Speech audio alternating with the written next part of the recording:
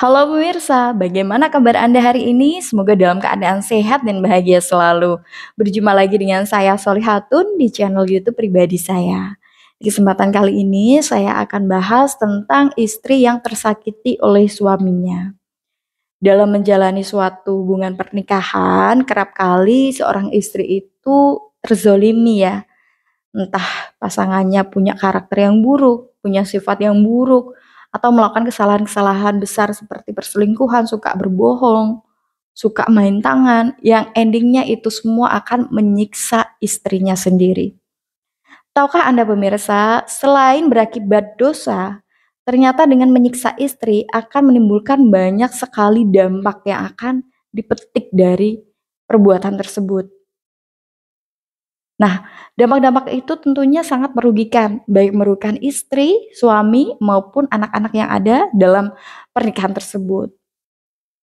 Allah Subhanahu wa Ta'ala sangat membenci seorang laki-laki yang dia berperilaku tidak baik kepada istrinya. Untuk itu, ini harus bisa dijadikan sebagai rambu-rambu ya. Jangan sampai seorang suami tega menyakiti istrinya. Kalau misalkan istri Anda melakukan kesalahan, maka nasihatilah dia, luruskanlah dia dengan penuh kesabaran, dan tentu Anda harus bisa bersikap bijaksana.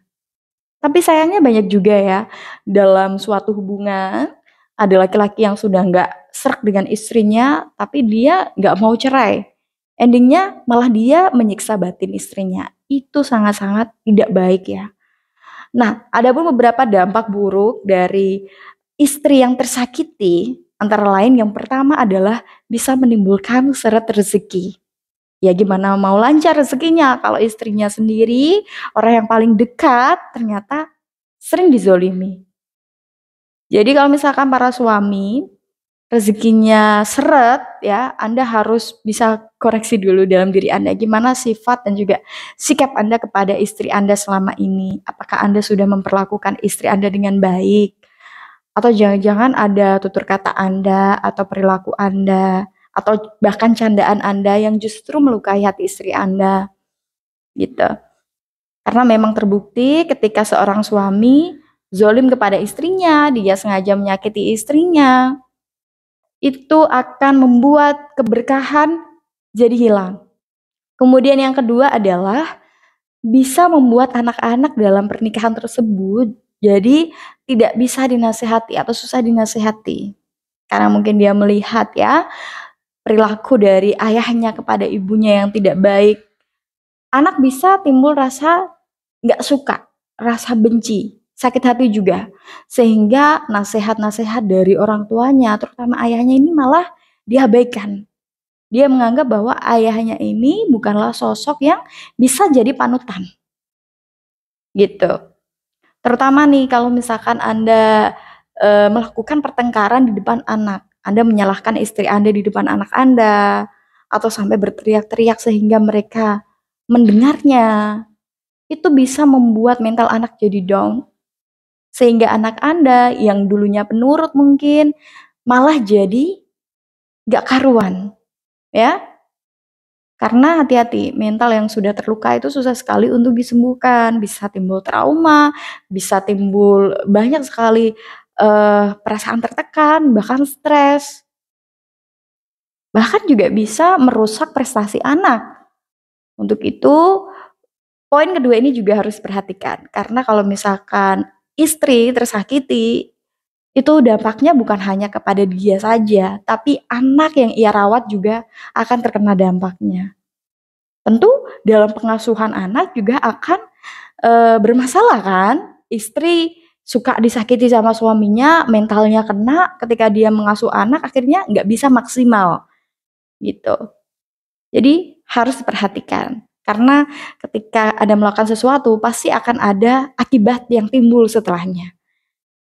Kemudian yang ketiga, biasanya juga akan membuat rumah tangga tersebut kehilangan keteduhan, kehilangan cinta, kehilangan kasih sayang. Untuk itu pemirsa harus hati-hati ketika Anda menjalani suatu hubungan, pastikan harus berjalan dengan lancar, harus benar-benar sinkron.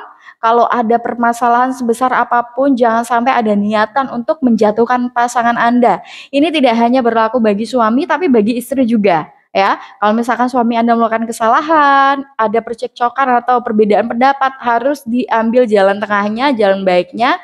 Jangan langsung memaki, jangan langsung menjatuhkan, atau melakukan tindakan-tindakan yang bisa melukai batin pasangan Anda untuk selamanya.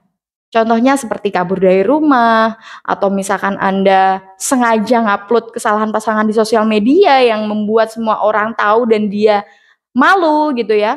Atau Anda melakukan perselingkuhan dengan orang lain, dan kesalahan-kesalahan lainnya yang bisa membekaskan luka pada hati pasangan Anda. Gitu.